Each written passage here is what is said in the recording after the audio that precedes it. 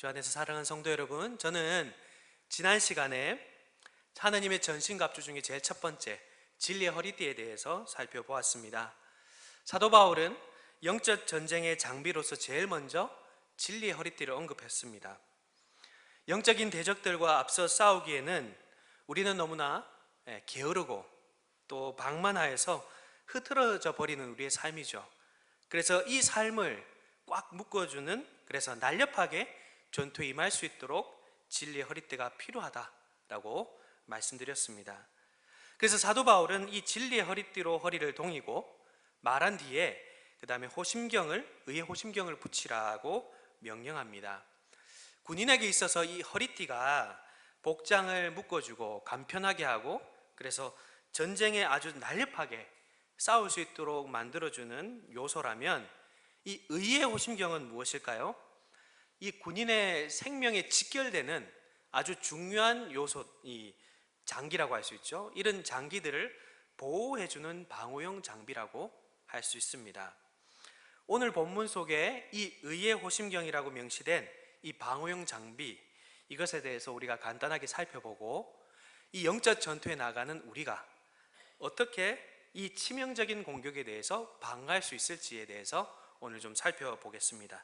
자, 우리 14절 제가 읽었었지만 우리 다시 한번 한 목소리로 14절, 에베소서 6장 14절 함께 읽어보겠습니다. 시작.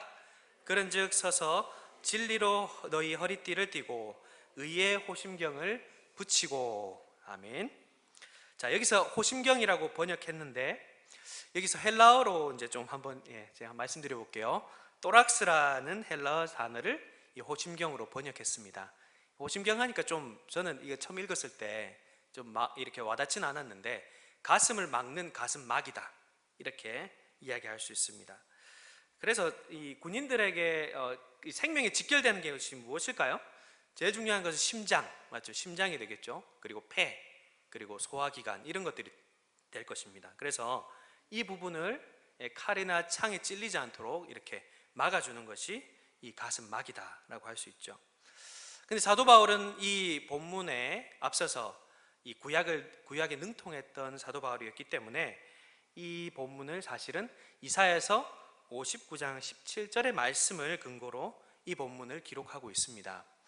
이사야서 59장 17절에 보면 공의의 갑옷과 또 구원의 투구를 떠올리면서 이 본문을 지금 기록하고 있습니다.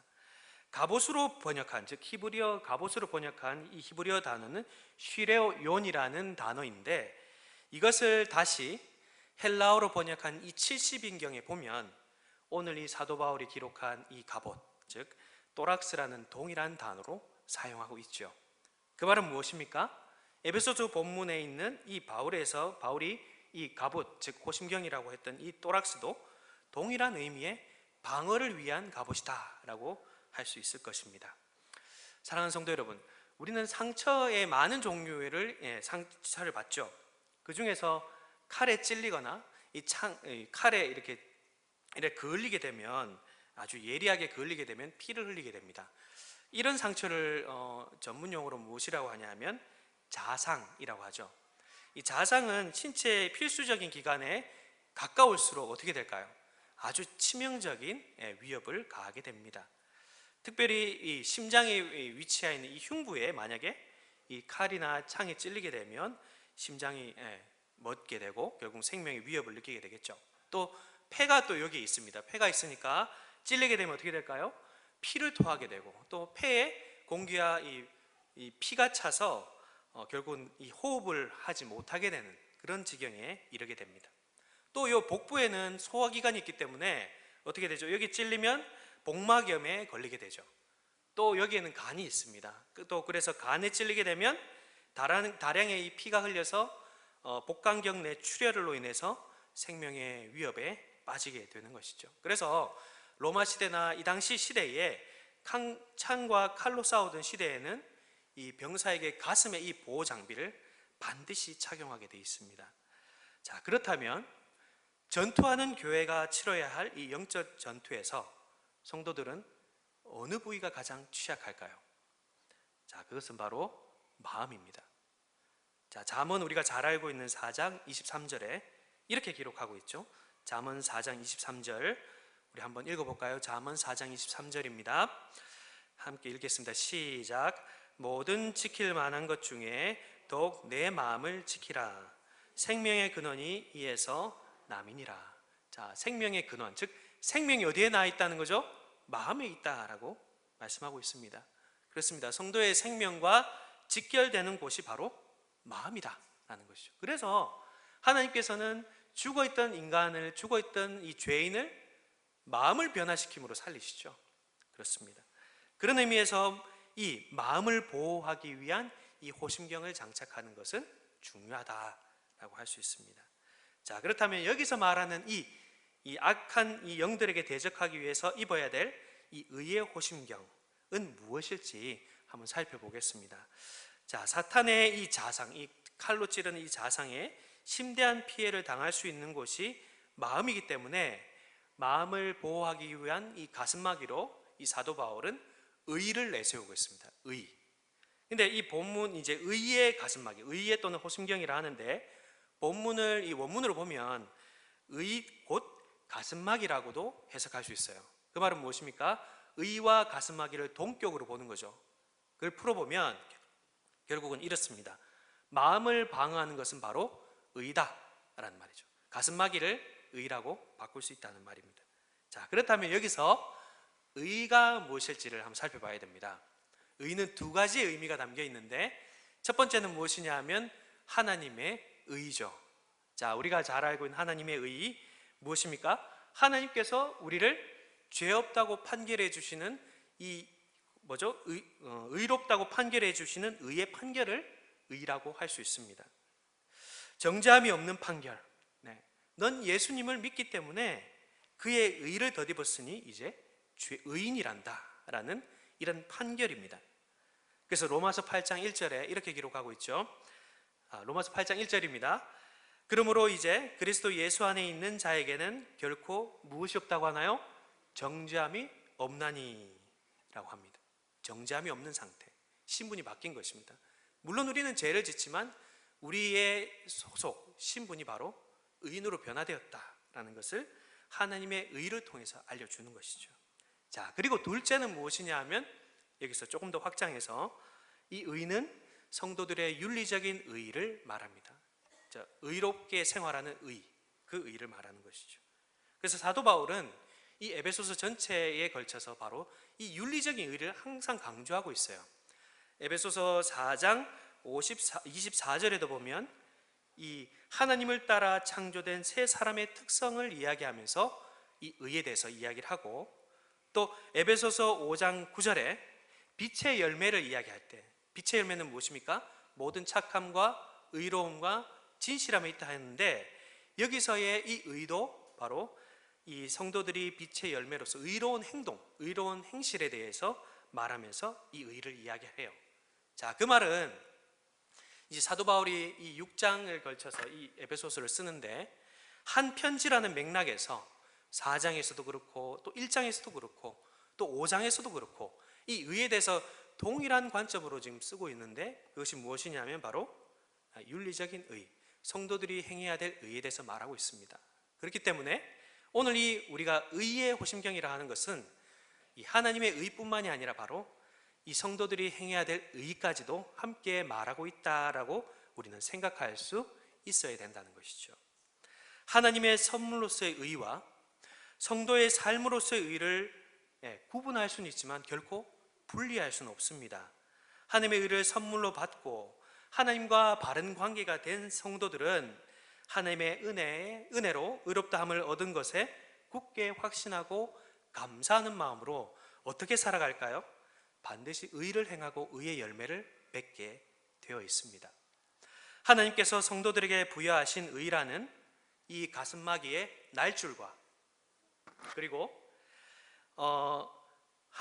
날줄과 함께 성도의 이 윤리적인 의라는 이 씨줄이 함께 이렇게 엮여 있어야만 어떠한 창과 칼도 뚫을 수 없는 그런 가슴막이가 된다는 것이죠. 자, 그래서 성도는 궁극적으로 사실은 우리가 아는 시험 성적이라든지 사업의 실패라든지 실직이라든지 또는 이성 간의 시련이라든지 이런 걸로 인해서 쓰러지지 않습니다. 오전 설교에서도 그랬지만 구원에 대해서 결정적으로 이런 것들로 인해서 우리는 구원을 훼손하지 않습니다. 영적인 생명의 심대한 위협을 받지 않는다는 것이죠. 이런 외부적인 요인이 우리를 영적으로 탈선하게 만들지는 못한다는 것입니다. 하나님을 볼 수 없게 또는 천국의 길을 가려서 우리가 천국의 길을 가지 못하도록 결코 할 수 없다는 것이죠. 그래서 사탄은 이런 것들을 통해서 우리를 공격하기도 하지만 궁극적으로 성도의 영혼을 멍들게 하고 파선의 길로 가도록 조장하는 무기는 바로 죄입니다. 마귀는 이 죄를 사용하여서 우리의 마음을 계속해서 공격하고 있습니다. 욕망을 쫓아 달려가는 마음에 관통시켜 버리는 것이죠. 그렇게 해놓고 사탄은 어떻게 하느냐? 우리를 더욱더 깊은 수렁으로 빠뜨리는데요. 사탄의 이름이 무엇일까요? 히브리어에 보면 사탄은 적 또는 대적이라는 뜻도 있고요. 헬라어로서 마귀 또는 사탄은 중상하는 자, 참소하는 자라는 뜻입니다. 그래서 요한계시록 12장 9절 10절에 보면 이 마귀 또는 사탄에 대한 실체를 적나라하게 기록하고 있는데 이렇게 기록하고 있습니다. 큰 용이 내쫓기니 옛뱀 곧 마귀라고도 하고 사탄이라고도 하며, 자 뒤에 보시면 온천하를 꿰는 자라. 그가 땅으로 내쫓기니 그의 사자들도 그와 함께 내쫓기니라. 내가 또 들으니 하늘에 큰 음성이 있어 이르되 이제 우리 하나님의 구원과 능력과 나라와 또 그의 그리스도의 권세가 나타났으니, 뒤에 보십시오, 우리의 형제들을 참소하던 자, 곧 우리 하나님 앞에서 밤낮 참소하던 자가 쫓겨났고 라고 기록하고 있습니다. 자, 사탄은 창조 때부터 우리를 향해서 거짓을 일삼는 사람이 존재였고, 또 우리의 허물을 계속해서 뭐하는 자라고요? 하나님 앞에 이 사람 죄인이에요, 이 사람 이런 죄 때문에 하나님께 결코 갈 수 없는 자예요, 이렇게 참소하는 자였다는 거죠. 성도 여러분, 우리는 얼마나 죄를 많이 짓고 삽니까? 하루에 몇 번씩 의식하면서 또는 의식하지 못하면서 죄를 짓고 삽니다. 정말 우리가 모르고 있는 것이 때로는 감사할 때가 있죠. 하루에 한 번으로 한번 생각해 보십시오. 하나님의 기준에 어긋난 것을 한 번이라고 생각해 보십시오. 그러면 365일이면 365번이죠. 또 우리가 80평생을 산다면 몇 번을 죄를 짓게 될까요? 무려 3만 번의 죄를 짓습니다. 이거는 단순히 제가 수적으로 말씀을 드리는 건데 사실 무궁무진하게 우리는 죄를 짓고 사는 것이죠. 사탄은 우리의 삶에 나타나는 이 죄악된 모습을 잘 이용하는 것이죠. 시시때때로 사탄은 이 죄로 우리의 마음을 끊임없이 공격합니다. 제가 사탄의 빙의가 되어서 한번 이야기해 보겠습니다. 거봐라, 넌 죄인 아니냐? 넌 심판을 받아 마땅해. 지금 이 모습으로 어떻게 하나님 앞에 설 수 있겠니? 이렇게 우리의 양심을 계속 찌르고, 그렇게 하여서 우리에게 무엇을 불러일으킬까요? 심각한 정죄감을 갖게 만들고 죄책감을 갖게 만들고 인생에 실패한 것처럼 패배감을 느끼도록 만드는 것이 바로 사탄의 술수라고 할 수 있습니다. 사탄은 예수 그리스도의 그 십자가의 은혜로 결정적으로 머리가 박살나서 그리고 하늘에서 쫓겨났지만 여전히 이 땅 가운데서 유리방황하면서 우리를 그와 같이 유혹하고 넘어뜨리려 하는 것입니다. 그래서 사도 바울은 어떻게 말씀하나요? 이런 사탄의 공격으로 영혼의 치명적인 상처를 받지 않도록 바로 의의 가슴마개를 착용하라라고 명령하고 있는 것입니다. 자, 그렇다면 의의 가슴마개는 어떻게 사탄의 공격을 막아낼 수 있을까요? 사탄의 참소와 정죄를 든든하게 막아서는 것은 사탄이 말했던 판결, 사탄이 말했던 그 정죄감과 180도로 다른, 완전히 다른 판결을 내리신 하나님의 의로운 재판 결과를 이 가슴에 달고 있으면 되는 것입니다. 사탄이 아무리 죄와 정죄라는 예리한 칼로 우리의 마음을 찌르려 할지라도 의의 가슴마개로 무장한 성도는 예수 그리스도의 그 십자가의 은혜로 덧입어진 의로 떳떳하게 그 앞에 설 수 있죠. 하나님 앞에 설 수도 있고 사탄 앞에 설 수 있는 것입니다. 마음의 송사와 죄책감에 굴하지 않고 담대하게 예수 그리스도를 의지하여서 하나님과 사탄 앞에 설 수 있는 것입니다. 사랑하는 성도 여러분, 악한 영들의 강력한 공격에서 성도의 가슴과 심장을 보호해주는 가슴막의 역할을 하는 것은 우리 스스로의 열심, 의로운 행실, 그리고 의로운 덕이 아니라 하나님께서 주시는 의, 하나님께서 그리스도 안에서 성도들에게 주권적으로 선언하는 의의 판결로 이루어진다라는 것을 기억하면 좋겠습니다. 이미 하나님 앞에 의롭게 설 수 있는 새로운 관계가 열렸다라는 이 의의 판결 선언은 무엇보다도 우리를 훌륭하게 막아주는 것입니다. 그리스도를 믿어 의롭다함을 얻는 것, 자신의 의가 아니라 그리스도의 의로 옷 입는 것, 이것이야말로 마귀와 악한 영들의 정면 공격에 대해서 성도들을 보호해주는 굳건한 가슴막이가 될 것입니다. 그래서 다시 한번 우리 로마서 8장 1절 2절을 우리 한 목소리로 한번 읽어볼까요? 로마서 8장 1절 2절입니다. 시작. 그러므로 이제 그리스도 예수 안에 있는 자에게는 결코 정죄함이 없나니 이는 그리스도 예수 안에 있는 생명의 성령의 법이 죄와 사망의 법에서 너를 해방하였습니다. 여기에 우리와 나를 집어넣을 수 있겠죠. 정죄함이 없고 온전히 해방되었다라는 것을 분명하게 말씀하고 있습니다. 자, 그렇다면 우리는 어떻게 이 가슴막이를, 의의 가슴막이를 입을 수 있을까요? 저는 이것을 다른 표현으로, 신학적 표현이긴 하지만 이중정가라는 표현을 쓰고 싶습니다. 혹시 이중정가라고 들어보셨습니까? 네, 오늘 이 내용에 대해서 한번 간략하게 한번 살펴보겠습니다. 입는다는 표현보다 더욱더 극적으로 바꿔주셨다는 표현에 더 가깝습니다. 복음의 핵심에 바로 이 극적인 변화가 담겨 있는 것이죠.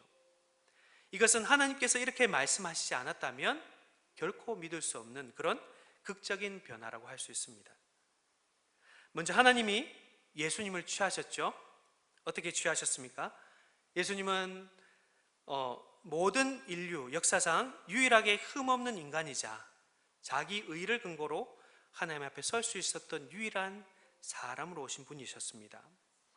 하나님이 사랑하시는 독생자이셨죠. 그런데 하나님은 예수님에게서 무엇을 벗기셨냐 하면 아버지 앞에 신실하게 순종했던 그 의의 옷을 벗기셨습니다.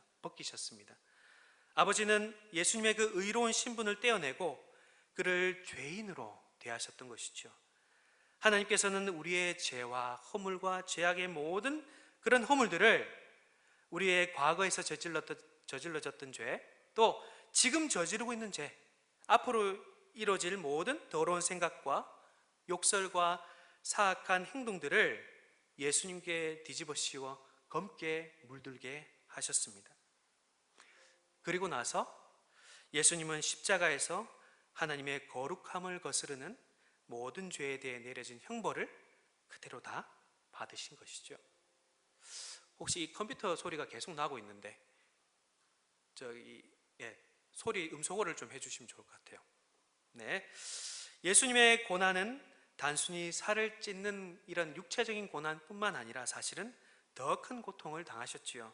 바로 그렇게 사랑스러웠던 아버지와 함께 일체로서 하나를 누리며 가셨던 그 사랑하는 관계를 온전히 깨트리고 하나님과 단절된 순간들을 겪으셨습니다. 이것이 엄청난 큰 예수님의 고통이었죠. 그래서 예수님이 이렇게 고백했습니다. 나의 하나님, 나의 하나님, 어찌 나를 버리셨나이까? 라고 마태복음 27장 46절에 이렇게 기록하고 있죠. 하나님께서 예수님을 버리신 이유는 예수님 때문이 아니라 사실은 예수님이 우리 모두의 죄를 뒤집어 쓰고 가장 큰 죄인이 되셨기 때문입니다. 죄인의 괴수가 되셨기 때문입니다. 그래서 이사야서 53장 5절 6절에 그가 찔림은 우리의 허물 때문이요 그가 상함은 우리의 죄악 때문이라. 그가 징계를 받음으로 우리가 평화를 누리고 그가 채찍을 맞음으로 우리는 나음을 받았도다. 우리는 다 양 같아서 그릇 행하여 각기 제 길로 갔거늘 여호와께서는 우리 모두의 죄악을 그에게 담당시키셨도다 라고 말씀하고 있습니다. 놀랍게도 하나님은 죄가 하나도 없으신 그 예수님을 죄인으로 취급하신 후에 죄가 너무 많아서 우리 스스로 해결할 수 없는 죄인인 우리를 죄가 하나도 없는 자로 여겨 주신 것이죠. 고린도후서 5장 19절에도 동일하게 기록하고 있습니다. 곧 하나님께서 그리스도 안에 계시사 세상을 자기와 화목하게 하시며, 다음 보십시오, 그들의 죄를 그들에게 돌리지 아니하시고 라고 말씀하고 있습니다. 하나님은 우리의 죄를 우리에게 돌리는 대신에 오히려 예수 그리스도의 그 의로운 의를 우리에게 돌려주셨습니다. 하나님은 우리가 하나님의 기준에 전혀 미치지 못할 때마다 우리에게 책임을 돌리시는 것이 아니라 예수님께 돌리셨고, 또 예수님께서 온전히 순종함으로 의를 이루신 그 의를 우리가 마치 한 것처럼 그렇게 인정해 주시기까지 하신 것입니다. 그의 완전한 의와 거룩한 순종을 우리의 것이 되게 하셨다라는 의미입니다. 하나님은 이제 자기 아들에게서 벗겨내신 완전한 순종의 옷을 우리에게 입혀 주셨지요. 우리에게 의의 호심경을 입혀 주신 것입니다. 이것이 바로 이중전가 또는 위대한 교환이라고 말하기도 합니다.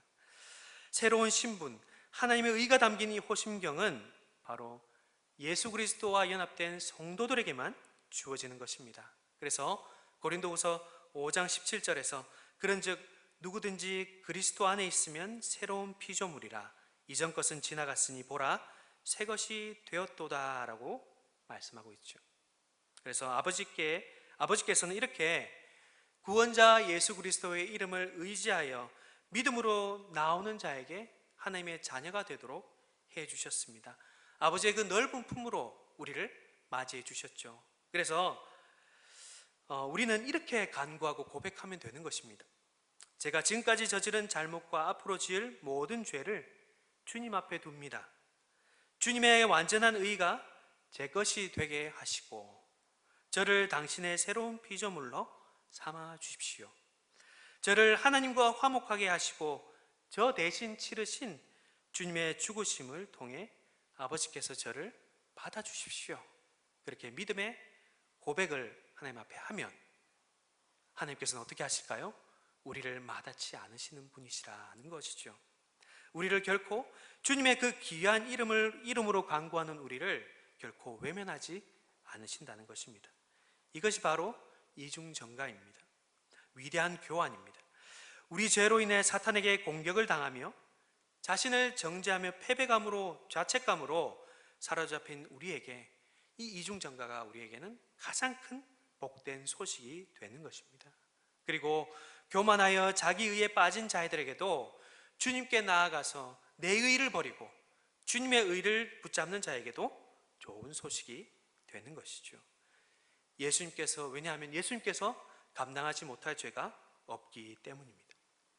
예수님께서 자기 모든 백성의 죄의 무게를 다 짊어지시고 십자가에 오르셨다면 우리의 죄 또한 해결하실 수 있습니다. 세상에서 실패자라고 세상의 기준에 한참 미치지 못하는 우리들이라 할지라도 예수님 안에서는 새로운 피조물로 변화될 수 있는 것이죠.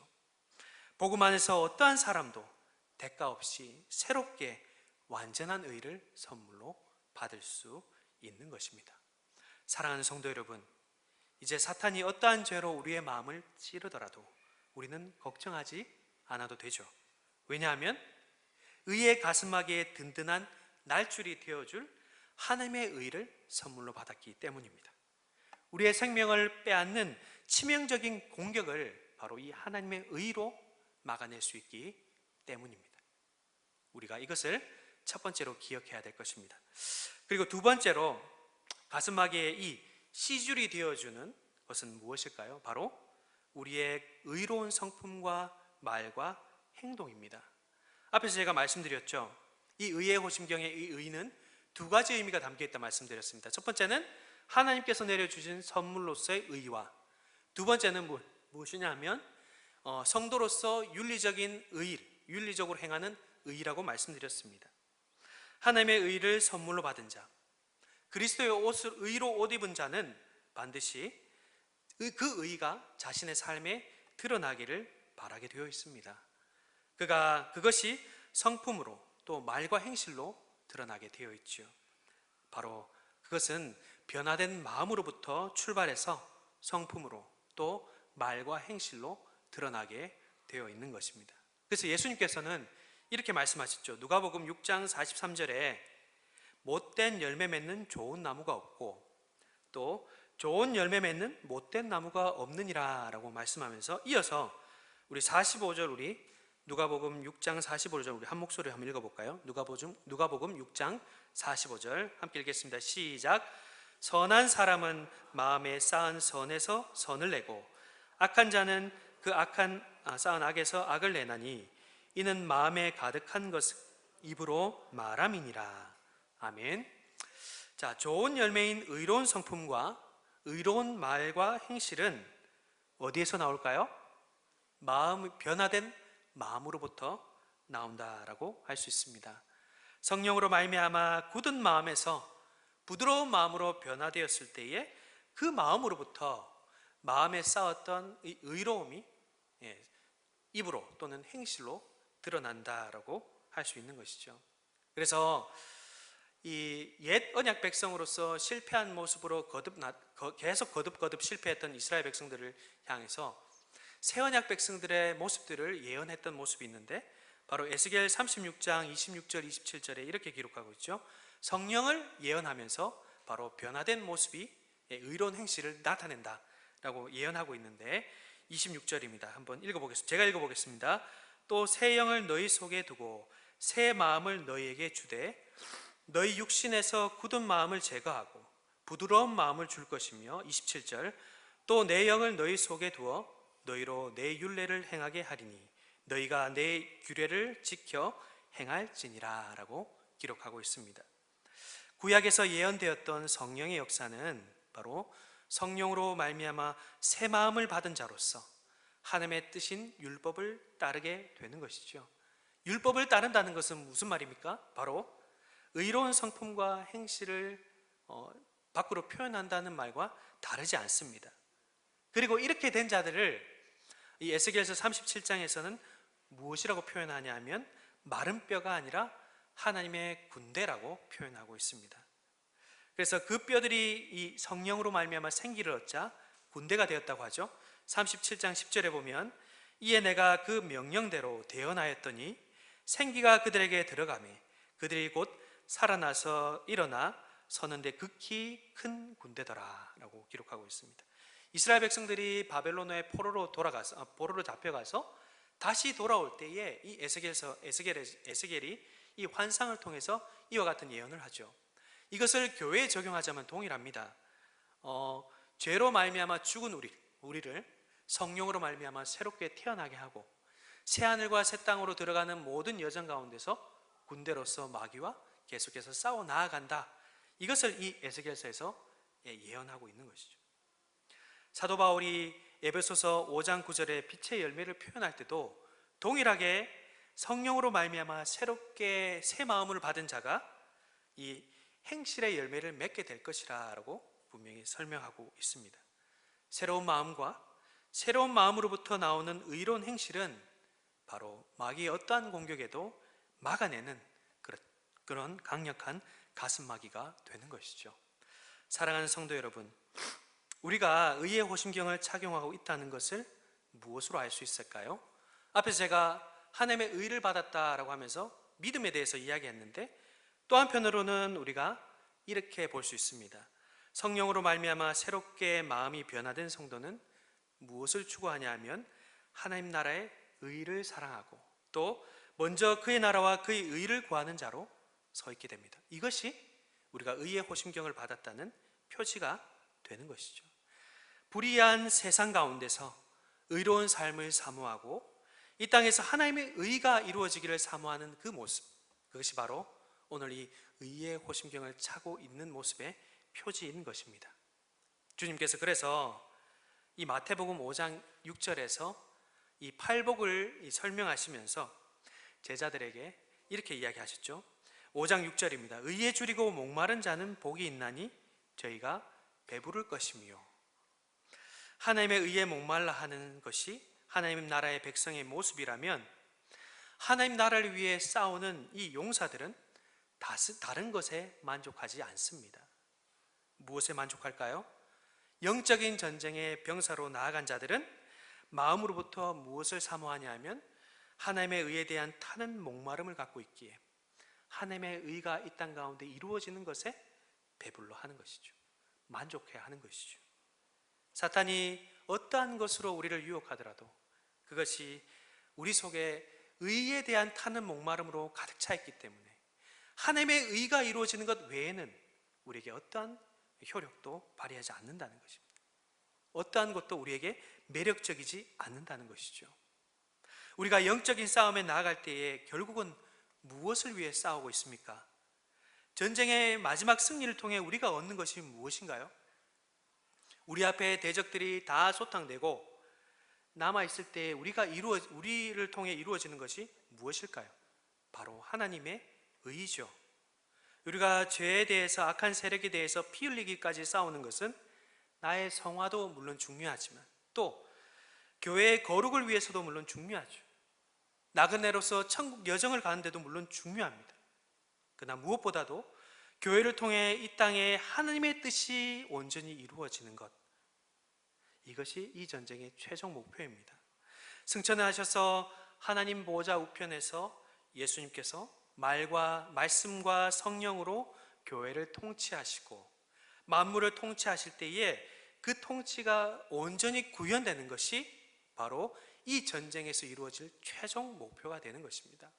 바로 하나님의 의가 이 땅 가운데 이루어지는 것이 바로 최종 목표가 되는 것이죠. 그래서 예수님께서는 이 땅에 하나님의 의가 이루어지도록, 아버지의 뜻이 이루어지도록 하기 위해서 성육신 하셨어요. 하나님의 의를 이루지 못하는 모든 온갖 유혹을 하나님의 의에 대한 타는 목마름으로 이겨내셨습니다. 그것을 어떻게 알 수 있냐? 요한복음 4장 34절에 예수님이 자신의 갈증과 배고픔을 채워주는 양식으로 무엇을 말씀하나요? 자, 요한복음 4장 34절에 이렇게 기록하고 있죠. 나를 보내신 이의 뜻을 행하며 그의 일을 온전히 이루는 것이니라 라고 기록하고 있습니다. 예수님의 타는 목마름, 예수님의 목마름과 또 배고픔을 채워주는 것이 무엇이라고 말씀하고 있습니까? 이 땅 가운데 하나님의 의가 이루어지는 것, 이것이 예수님의 배고픔을 채워주는 것이다 라고 하고 있습니다. 이 타는 목마름이 예수님을 십자가의 길까지 실패하지 않고 온전히 이끌어 가신 것이죠. 이것이 바로 예수님께서 착용하신 의의 호심경인 것입니다. 그래서 예수님은 그래서 사탄의 악한 세력들은 이 하나님의 의가 이루어지는 것을 막기 위해서 계속 방해하고 있습니다. 오전 설교에서도 가짜 복음에 대해서, 다른 복음에 대해서 말씀하셨는데 이 사탄의 세력들은 이 다른 복음, 가짜 복음을 통해서 이 놀라운 구원의 역사를 이루지 못하도록, 누리지 못하도록 우리를 계속 방해하고 있습니다. 그럴 때 우리 주님께서는 자신이 착용하신 이 의의 호심경을 우리에게 내어주시면서 이렇게 축복하고 있는 것이죠. 의에 줄이고 목마른 자들은 복이 있나니 너희들이 배부를 것입니다 말씀하고 있습니다. 의를 위해서 살아가는 것이 복된 일이다. 의에 줄이고 목마른 자가 복되단다. 그 의를, 하나님의 의를 구하는 자는 결코 줄이지 않고 목마르지 않는단다 라고 말씀하시면서 이 땅의 어떠한 유혹도 바로 의에 타는 목마름으로 이겨내기를 예수님께서 부탁하신 것이죠. 사랑하는 성도 여러분, 그러므로 의의 가슴막이는 두 가지를 우리가 함께 생각해야 됩니다.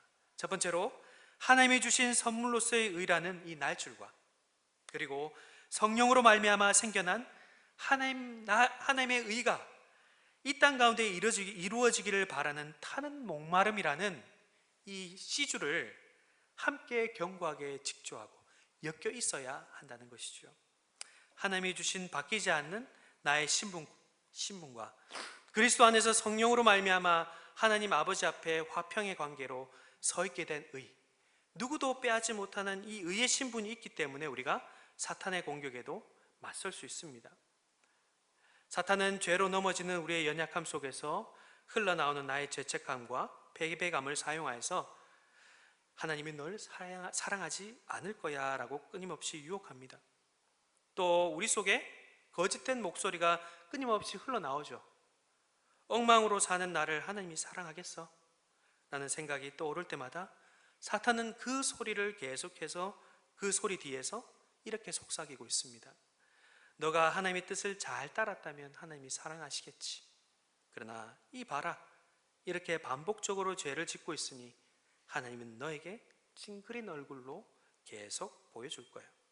너는 하나님의 눈에 한참 미치지 못한 자일 뿐이지 라고 사탄이 속삭일 때 우리는 하나님이 분에 넘치는 은혜의 말씀을 주셨다는 것을 우리는 기억해야 합니다. 무엇이냐? 사랑하는 아들아, 너는 그리스도의 죽음과 부활을 통해 하나님과 화목하게 되었단다. 너의 죄와 실패는 그리스도와 함께 십자가에 못 박혀 단번에 사라졌고 너는 그의 온전함 안에서 영원히 내 아들과 연합하여 있단다. 그러니 이제 비록 네가 약하고 실패한다 할지라도 나는 너를 그리스도의 옷 입은 자로 볼 거란다 라고 우리에게 말씀하신 이 말씀을 기억해야 하는 것이죠. 우리는 이 사실이 정말 진리임을 믿고 있습니다.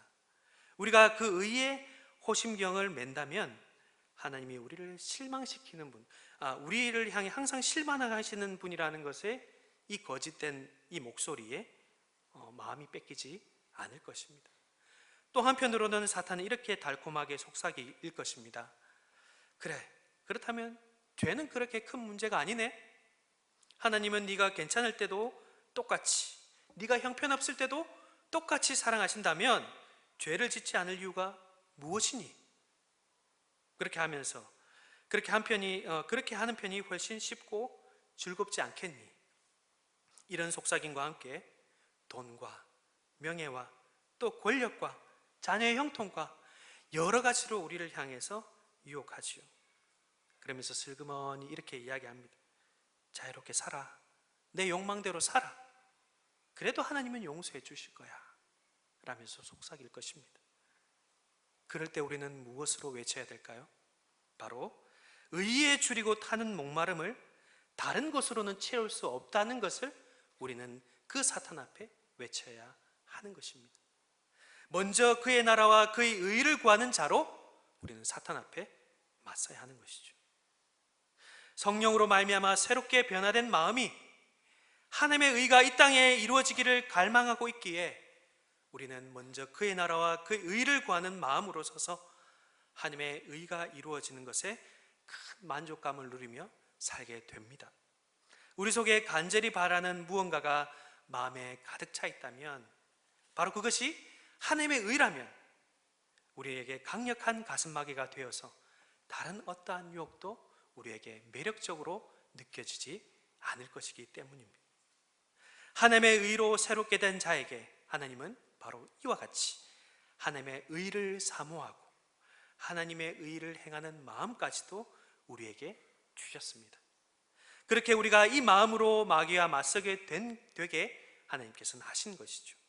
바로 이 하나님으로부터 받은 의라는 시줄과 의를 향한 타는 목마름이라는 날줄이 이렇게 견고하게 짜여져서 우리의 의의 가슴막이가 되어준 것입니다. 견고한 의의 가슴막이, 이 호심줄은 바로 사탄의 어떠한 창과 칼도 뚫지 못하는 견고한 방패막이가 되는 것이죠. 사랑하는 성도 여러분, 이제 말씀을 맺겠습니다. 제가 의의 호심경을 이와 같이 한 사람 한 사람 개인적인 측면으로 좁혀서 말씀드렸지만 이것은 하늘 영역의 영적 세력들의 훨씬 큰 전투의 일부입니다. 그 전투에서 하나님은 이토록 매번 망가지고 타락하는 우리에게 무엇을 입혀주셨죠? 바로 의의 가슴마기를 입혀주심으로 사탄이 번번이 실패하도록 하셨습니다. 그러므로 우리는 하나님께서 주신 선물로서의 의의 날줄을, 우리 의의 가슴막이로 입혀주실 때에 믿음으로 이 오심경을 입고, 또 세상의 욕망으로 채울 수 없는 의에 타는 목마름, 성령으로 변화된 이 마음이 추구하는 의에 타는 목마름으로 의의 호심경을 취하며 살아가야 할 것입니다. 그럴 때 사탄의 어떠한 공격에도 우리는 승리할 수 있을 것입니다. 나 혼자만이 아니라 우리 큰사랑교회 모든 성도들이 하나님의 의와 의에 타는 목마름으로 우리 가슴막이로 든든히 채워서 승리하는 우리 모두가 되기를 간절히 바랍니다. 네, 우리 이 시간 우리의 마음을 확정하고 확정함으로 세상이 아닌 하나님의 의로, 또 하나님의 의로 말미암아 의에 타는 목마름을 가진 자로서 이 세상 가운데 서 있기를 바라는 마음으로 우리 찬양하겠는데요, 모든 상황 속에서 우리 찬양함으로 우리 나갑시다.